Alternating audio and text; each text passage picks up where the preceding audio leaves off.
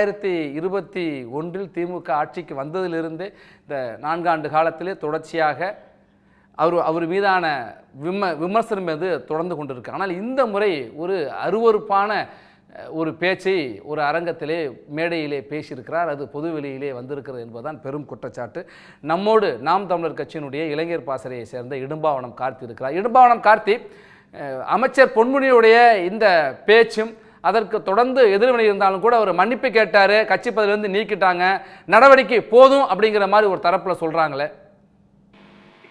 அதாவது இதில் பொன்முடி இவ்வாறு பேசியதில், அதுவும் திமுக மேடைகளில் இவ்வாறு பேசப்பட்டதில் ஒன்றும் வியப்புக்கிடமில்லை. நடவடிக்கை எடுத்ததும் மன்னிப்பு கேட்டதும் தான் வியப்புக்கானது. ஏன்னா திமுக மேடைகளில் காலங்காலமாக பேசி வர்ற செய்திகளை தான் அவங்க இப்பயும் பேசுகிறாங்க. தமிழ்நாட்டில் ஆபாசத்தின் ஊற்றுக்கண் வக்கிரத்தின் பிறப்பிடம்னா அது திமுக தான். அறிஞர் அண்ணா காலத்தில் பொதுக்கூட்டங்கள் மாலை நேர பல்கலைக்கழகங்களாக இருந்துச்சு. அன்னைக்கு பொதுக்கூட்டங்களில் இலக்கியங்கள் குறித்து, காப்பியங்கள் குறித்து, திருக்குறள் குறித்து, தமிழோட தொன்மை குறித்து, தமிழரின் பழம்பெருமை குறித்து, வரலாறு குறித்தெல்லாம் பேசினாங்க. ஆனால் அதற்கு பிறகான கருணாநிதி காலத்தில் பொதுக்கூட்டங்களில் ஆபாசம் கற்றல் தொடப்பட்டுச்சு. அதில் தீப்பொறி ஆறுமுகம், வெற்றி கொண்டான், நனிதம் நடராஜன், அதெல்லாம் சொல்லவே தேவையில்லை. அவங்களாம் என்ன மாதிரி பேசுவாங்கன்னு எல்லாருக்குமே தெரியும். மேடைகளில் ஆபாசமும் வக்கிரமும் விரசமும் மட்டும்தான் இருக்கும். அதோட தொடர்ச்சி நீச்சி தான் இப்போ இன்னைக்கு பேசக்கூடிய சிவாஜி கிருஷ்ணமூர்த்தி, சைதை சாதிக் போன்றவங்க. இந்த சிவாஜி கிருஷ்ணமூர்த்தி, சைதை சாதிக்கெல்லாம் அவங்கெல்லாம் ஒரு வாக்கியம் கூட தனிநபர் தாக்குதல் இல்லாது, ஆபாசம் இல்லாது, விரசம் இல்லாது, நாகரிகத்தோடு அவங்க கண்ணியத்தோடு கருத்துக்களை பதிவு செய்ய மாட்டாங்க. தொடர்ச்சியாக இவ்வாறு பேசுவாங்க. ஆனால் திமுக அதை ஊக்குவிக்கும். அதே வகையில் பொன்முடி இது முதல் தடவை இல்லை. இந்த ஆட்சி காலத்திலே 3வது முறை 4வது முறையாக அது பேசுகிறார். ஓசின்னு மக்களை ஏளனம் பண்ணதாக இருக்கட்டும், எனக்கு ஓட்டு போட்டு கிழிச்சிட்ட அப்படின்னு மக்களோட கருத்துக்களை அலட்சியப்படுத்தா இருக்கட்டும், ஒரு பொது மேடையில் ஒரு பொது அவையில் ஒரு பெண்ணை வச்சுக்கிட்டு நீ எஸ்சி தானம்மா அப்படின்னு அவங்கள குறுக்க செஞ்சதாக இருக்கட்டும், இது எல்லாமே அவரோட அந்த பண்ணையார்த்தனத்துக்கும் சாதி ஆதிக்கத்திற்குமான சான்று. அந்த வகையில் அந்த மேடையில் பேசின பேச்செல்லாம் ஒரு 80 வயதுக்கு மேலே ஒருத்தர் கடந்தாங்கன்னா ஒரு முதிர்ச்சி இருக்கும், ஒரு பக்குவம் இருக்கும், அனுபவத்து அடிப்படையில் இவ்வாறு பேசணும், இவ்வாறு பேசக்கூடாதுங்கிற ஒரு அடிப்படையான புரிதல் இருக்கும்.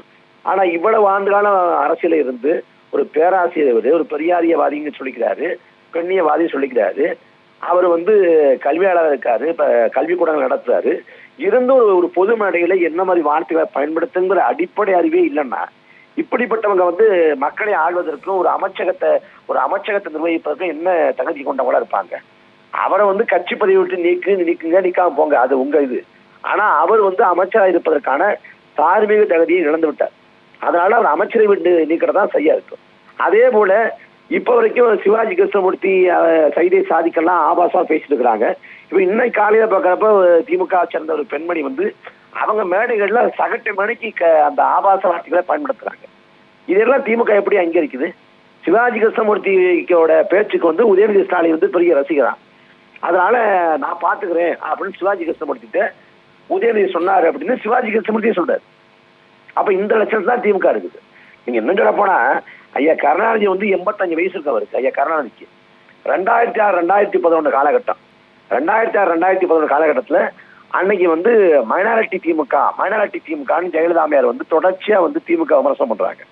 அப்படி விமர்சனம் பண்றப்ப அது நியாயமான விமர்சனம் தான். ஏன்னா அன்னைக்கு திமுக கிட்ட 96 சட்டமன்ற உறுப்பினர்கள் தான் இருந்தாங்க.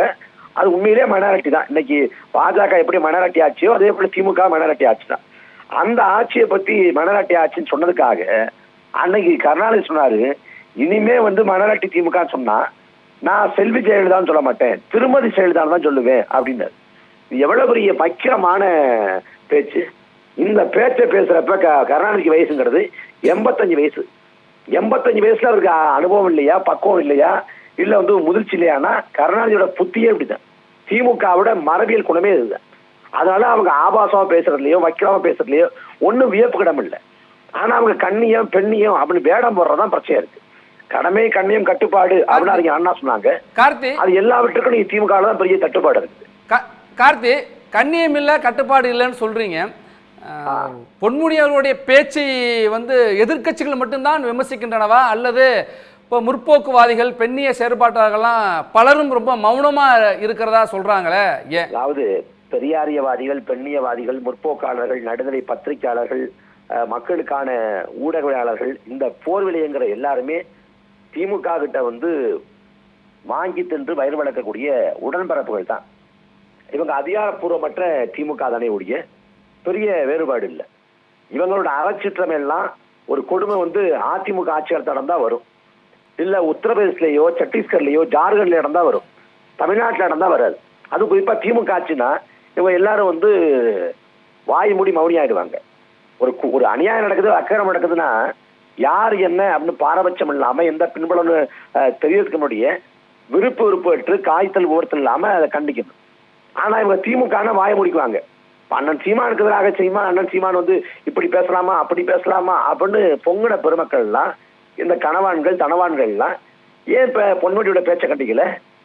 திமுகவோட கூட்டணி கட்சி மார்க்சிஸ்ட் கம்யூனிஸ்ட் கட்சி அவங்க எல்லாம் எப்ப கண்டிச்சாங்கன்னா, ஐயா ஸ்டாலின் வந்து அவரை பொறுப்பை விட்டு நீக்கின பிறகு இனிமே கண்டிச்சா பிரச்சனை இல்லை, நம்மளை ஒன்றும் சொல்ல மாட்டாங்க அப்படிங்கிற நிலைமையில தான் கண்டிக்கிற இடத்துக்கு வந்தாங்க. அதுக்கு முடியல அவங்க தன்னிச்சையா கண்டிக்கல. அப்ப அந்த லட்சணத்துல வந்து கூட்டணி கட்சியில இருக்கிறப்ப திமுக கிட்ட வாங்கி தின்று வயிறு விளக்கக்கூடிய அவங்க எல்லாம் எப்படி இருப்பாங்க நம்ம சொல்ல தேவையில்லை. அதனால அவங்க திமுக வாய் மூடி மௌனமா இருக்காங்க. நன்றி கார்த்தி, உங்களுடைய கருத்துக்களை பகிர்ந்து கொண்ட நம்பிக்கை.